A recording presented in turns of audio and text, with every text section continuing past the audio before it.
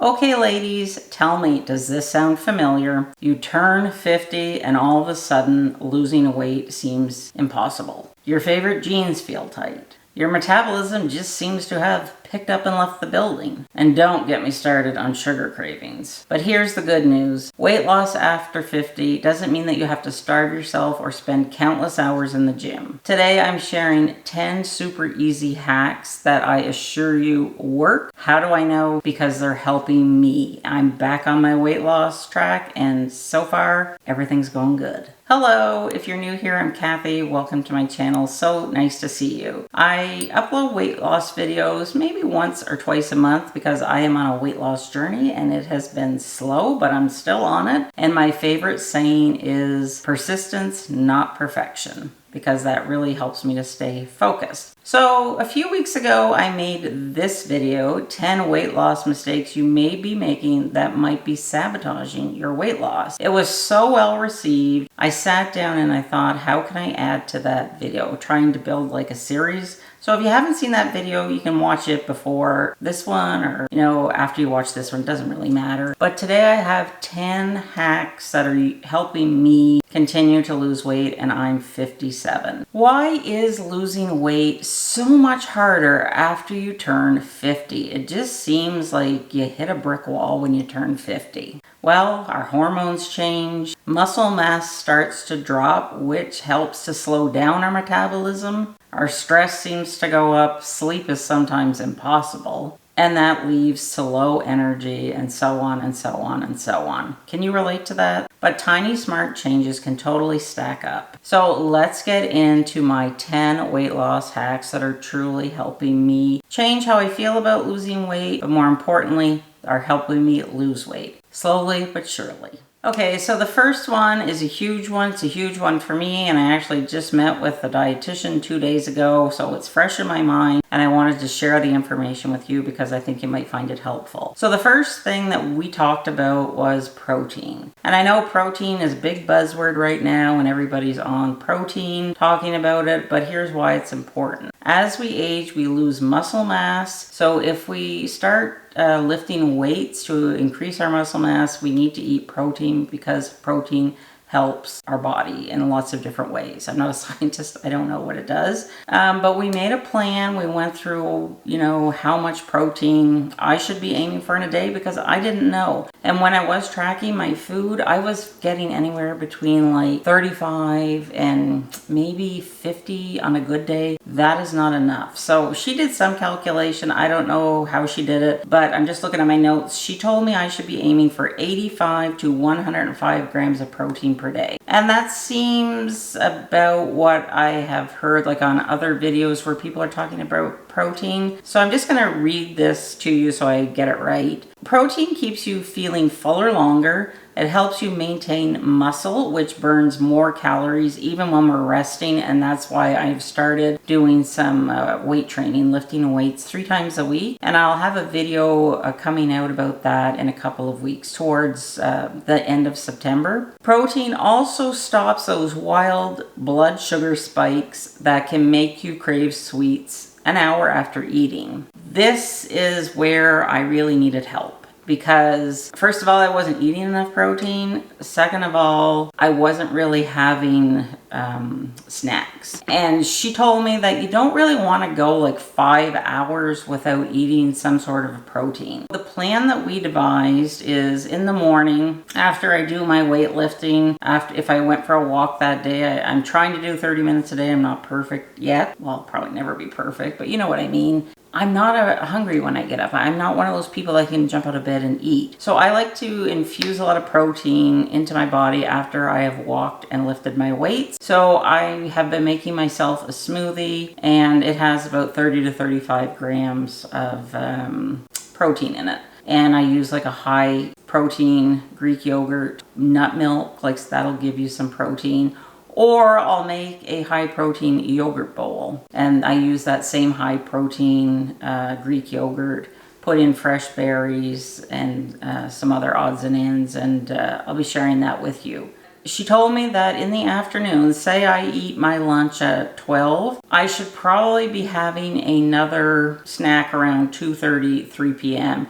if I'm having my supper, say at 5:30. And I wrote this down. So I have my notes from my meeting. You want to pair, when you have a snack, a fiber with a protein or a fiber with a fat, because it just helps your body digest it properly, and it's going to be more beneficial than say if I just have like a yogurt. So what she suggested was, in the afternoon, I sometimes like to have an orange. So have an orange, but maybe have a little bit of Greek yogurt with it, and it just kind of balances things out, and then it's going to keep, I think, my blood sugar stable. How can you get protein? Well, I have a whole list she gave me here of how to add protein to my diet. Here's another one, and I'll be sharing these tips with you on a more regular basis. I think it's going to be beneficial for me if I talk about it more often, and it can also help you out. But you can try like Greek yogurt, chicken, fish, beef, lamb, you know, whatever kind of meat you like. I eat chicken 99% of the time. I have beef maybe once or twice a month. Don't like fish, anything else. There's also tofu, there's beans. And now that the cooler weather's coming, you know, it's time for soups and stews. Even sprinkling like hemp seed, she said, like on a salad or in my yogurt, which I have been doing, that also helps, and it can bump your protein up a little bit. So if you aren't subscribed, click that subscribe button, because I know I've been saying it. Now that, you know,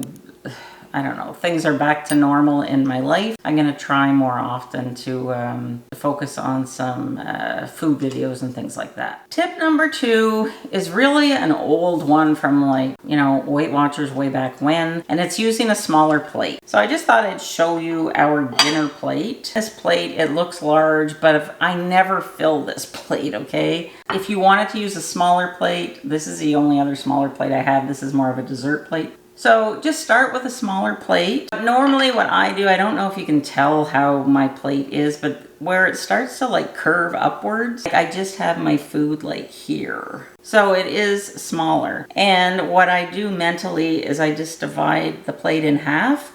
This half is all vegetables. And then on this other half, you divide it. So you have 2 quarters. So my protein, 4 to 6 ounces of protein, and then a fiber-rich complex carbohydrate, like a quinoa, a rice. Yes, I'm eating rice. She says it's fine. I have to have my rice. Whatever, you know, complex carbs are out there that you like. It may sound silly, but it kind of can trick your brain into thinking that you've ate more food than what you have. So you might want to try that tip. The next tip that I have is drink water, lots and lots of water. I aim for 2 to 3 liters a day. Check with your doctor first, because I know there are some health conditions where you have to limit your water. I remember my mother, she was a dialysis patient. She could only drink, I think, like less than a liter of liquid a day. So please check with your doctor first. Try drinking water maybe 20 minutes before you eat, because that kind of can help to make you feel full. Maybe you won't then overindulge. It's just a little hack. Sometimes it works. Give it a try.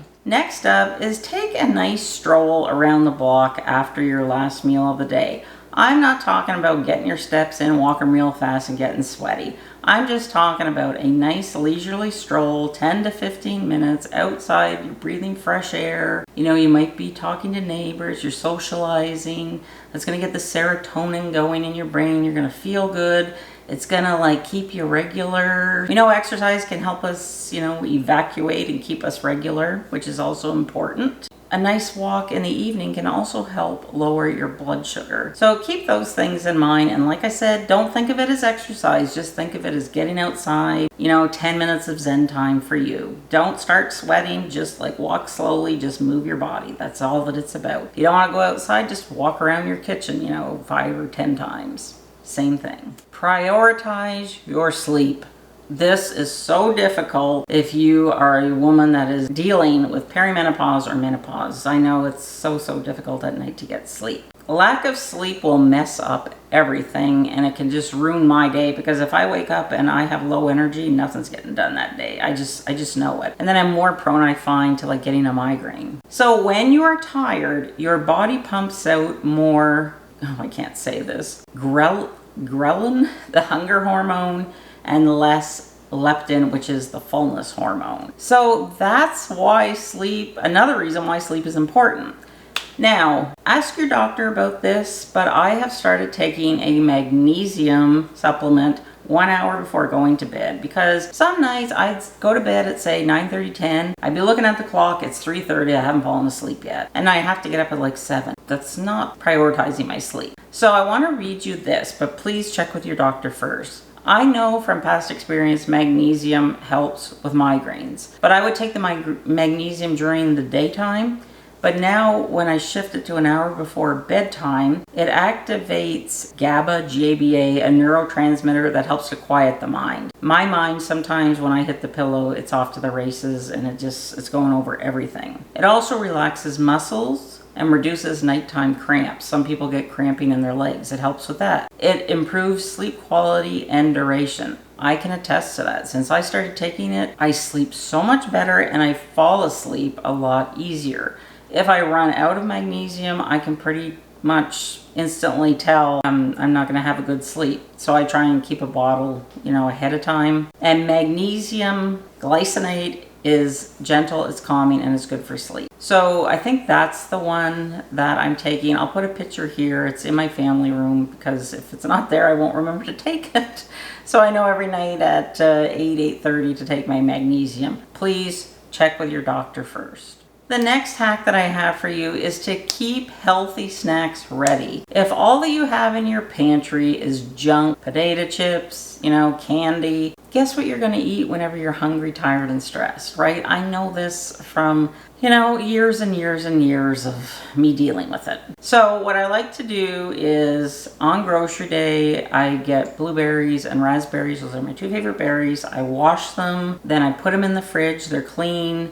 If I'm craving something sweet, I'll have some berries with a little bit of Greek yogurt. And if I'm still need something sweet, I take the tiniest drizzle of Canadian maple syrup, not that, fake maple syrup you can buy in the pancake aisle. The tiniest drizzle, put it on over my berries, stir everything up, and it satisfies my sugar craving. Have veggies already cut up and cleaned and ready to go. If you don't want to make dip, buy yourself some hummus. I personally never used to like the taste of hummus, but they have flavored hummus. I buy it at Walmart. I order my groceries every week online. My husband goes, picks them up, they put them in the trunk, and if they could come home and put them in my fridge, that would be even better. I hate doing groceries. It's exhausting. But I really like the infused hummus. It's made with tomatoes. It's so good. All different kinds. Check them out in your grocery store. Even if you like eggs, you could have hard-boiled eggs in your fridge ready to go. That's just a thought. Have some nuts, but don't eat more than a quarter cup of nuts a day, because even though nuts have great things in them for our body, they are also fattening.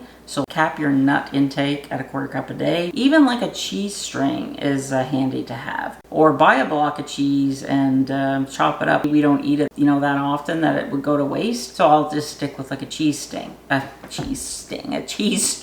And I told you this about a year ago when I made this video about what I learned with a nutritionist about, eating a balanced plate. Lots of times for a meal, if I don't know what to eat, or I don't feel like cooking or having a big meal, this is what I have, and it's my charcuterie board. My Honeycrisp apple, which I cannot wait until they come out in a couple of weeks because the ones in the stores are garbage. A cheese stick, and I have 10 almonds. That's a really well-balanced snack. For me, it's a meal. Try it. You might like it. It satisfies all of the cravings. The next hack is to slow down your eating.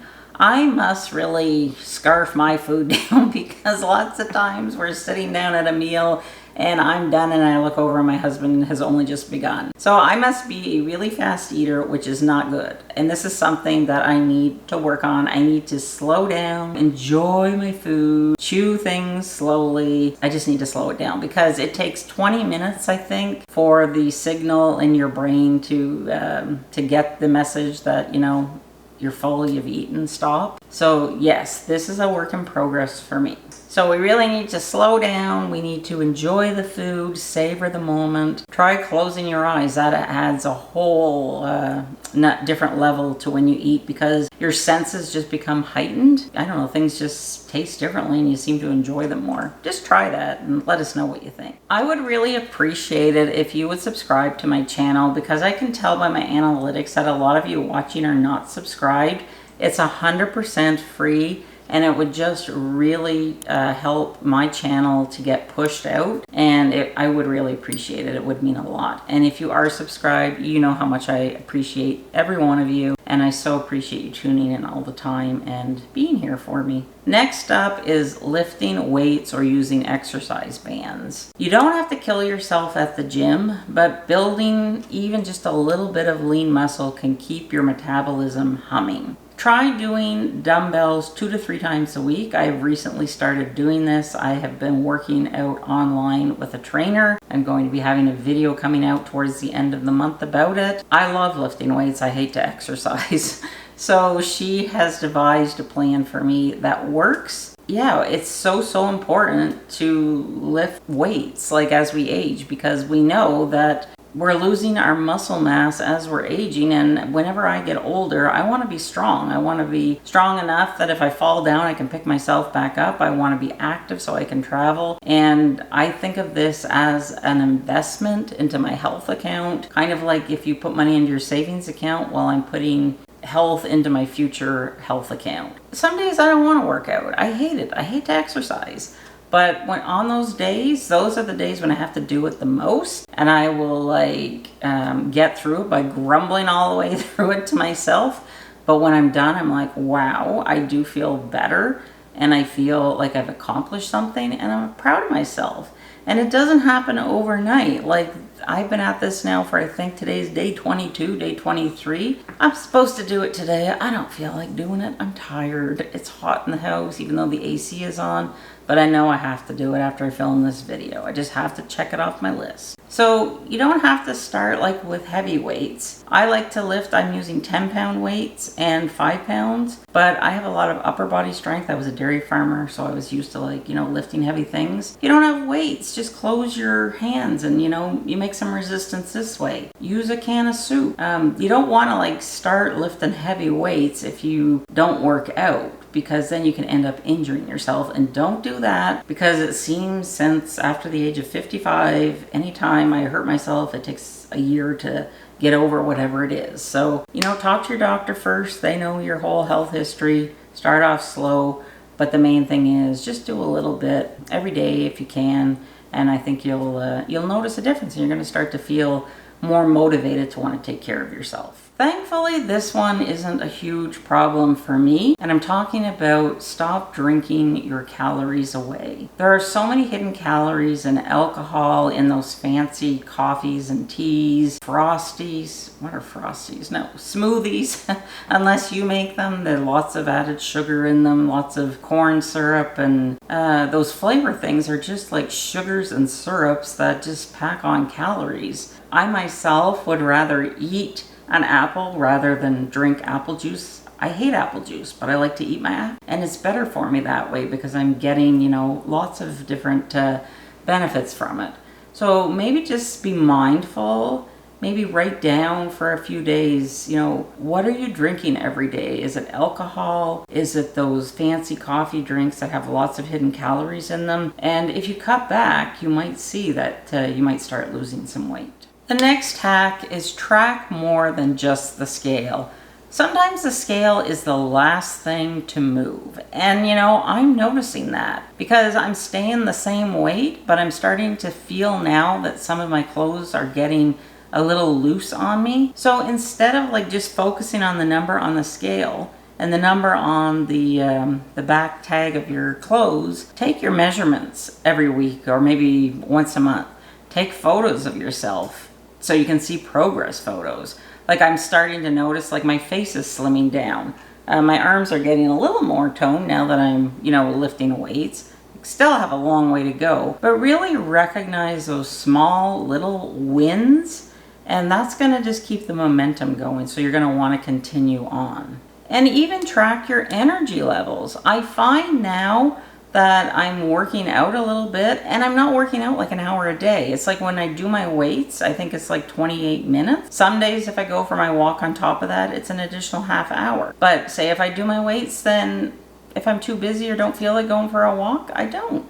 But at least I know I did something. And I notice that I'm sleeping better and I wake up happy. and I wake up refreshed. You know, even when you don't feel like exercising, just try and do it. And I've noticed by pushing myself that way, I have a little more energy. Forget about the scale, focus on the things we just talked about, and let us know if you're noticing any changes by focusing on these new things. So those are my 10 super easy hacks for us women over 50 to help us lose weight. Nothing drastic, you're not starving yourself, just simple little tweaks that actually do work, and they build on each other to have bigger wins. Tell me in the comment which one are you going to try first, or let us know, do you have a hack that I didn't talk about today that you can share with us, something that works for you? If you haven't clicked that subscribe button, subscribe. You want to see more videos like this? Thumbs up. And thanks so much for tuning in. I'll see you in the next one. Bye.